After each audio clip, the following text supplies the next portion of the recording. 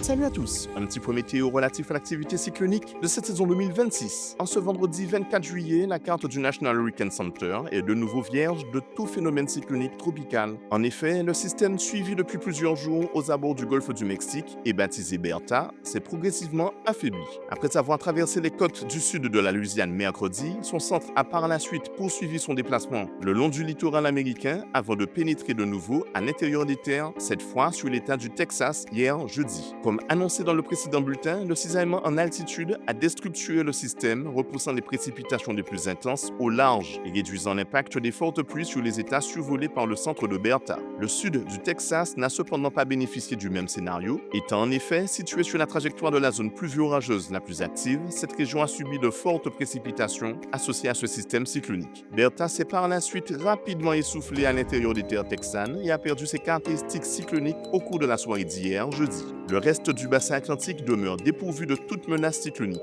La zone de développement majeur, en l'occurrence, n'est traversée que par des ondes tropicales faibles à modérées qui peinent à s'organiser face à une atmosphère encore trop sèche et cisaillée. Après le passage de l'onde tropicale peu active qui nous a concernés la nuit dernière et ce matin, l'arc antillais devrait être concerné par une seconde perturbation tropicale un peu plus active ce week-end, apportant un temps potentiellement plus humide. Cette nouvelle onde devra néanmoins faire face à un cisaillement installé au-dessus de l'arc antillais, ce qui devrait la désorganiser et rendre le déclenchement de ces pluies aléatoire sur nos régions. Son passage sur les petites Antilles pourrait se traduire par des épisodes pluvieux, localement soutenus, parfois orageux, le tout entrecoupé d'accalmies plus ou moins longues. Ce temps un peu plus humide pourrait ensuite se prolonger avec l'arrivée la semaine prochaine d'une nouvelle onde tropicale sortie d'Afrique hier jeudi, mais vu les conditions atmosphériques difficiles régnant sur l'Atlantique, cela reste encore à confirmer. Comme à l'accoutumée, les bulletins de Météo France relayés sur le compte Instagram préciseront la chronologie ainsi que les territoires impactés par la dégradation des conditions météorologiques liées à ces différentes perturbations. Mais en attendant, c'est tout pour aujourd'hui.